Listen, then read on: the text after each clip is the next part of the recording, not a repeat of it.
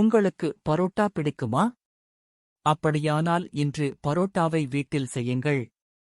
உங்கள் வீட்டில் மதியம் சமைத்த சாதம் மீந்து போயிருந்தால் அந்த சாதத்தை வைத்து சாப்டான லேயர் பரோட்டாவை செய்யுங்கள்.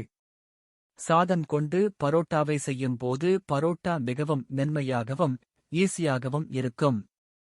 உங்களுக்கு மீந்து போன சாதத்தைக் கொண்டு லேயர் பரோட்டாவை எப்படி செய்வதென்று தெரிந்து கொள்ள வேண்டுமா? லேயர் பரோட்டா ரெசிபியின் எளிய செய்முறையை அறிந்து பரோட்டா செய்து எப்படி இருந்தது என்று உங்கள் கருத்துக்களை கமெண்டில் பகிருங்கள். பரோட்டா செய்ய தேவையான பொருட்கள்: சாதம் 1 கப், தண்ணீர் ½ கப், மைதா 2 கப், உப்பு சுவைக்கேற்ப, எண்ணெய் 1 டீஸ்பூன். பரோட்டா செய்முறை: முதலில் மிக்சர் ஜாரில் 1 கப் சாதத்தை போட்டு ½ கப் நீரை ஊற்றி நன்கு மென்மையாக அரைத்துக் கொள்ள வேண்டும். பின் அதில் 2 கப் மைதா மாவை சேர்த்து பரோட்டாவிற்கு தேவையான அளவு உப்பு சேர்த்து 1/4 கப்பிற்கு சற்று அதிகமாக நீரை ஊற்றி அரைத்துக் கொள்ள வேண்டும். அப்படி அரைக்கும்போது சற்று இறுக்கமாகத்தான் இருக்கும். இருப்பினும் இப்படி அரைக்கும்போது மாவு மிகவும் மென்மையாக இருக்கும்.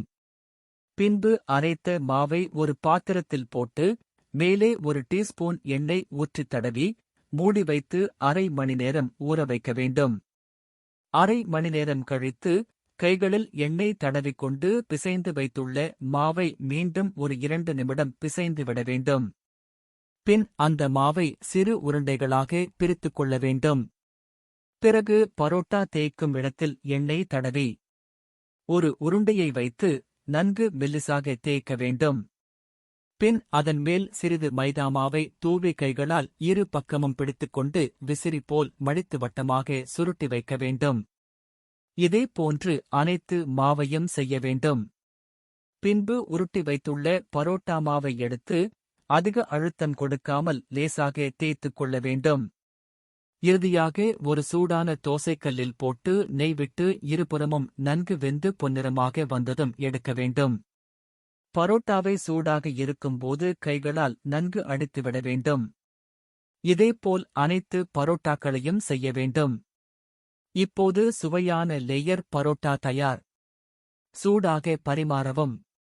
இந்த பதிவு உங்களுக்கு பிடித்திருந்தால் லைக் மற்றும் சப்ஸ்கிரைப் செய்து பகிருங்கள்.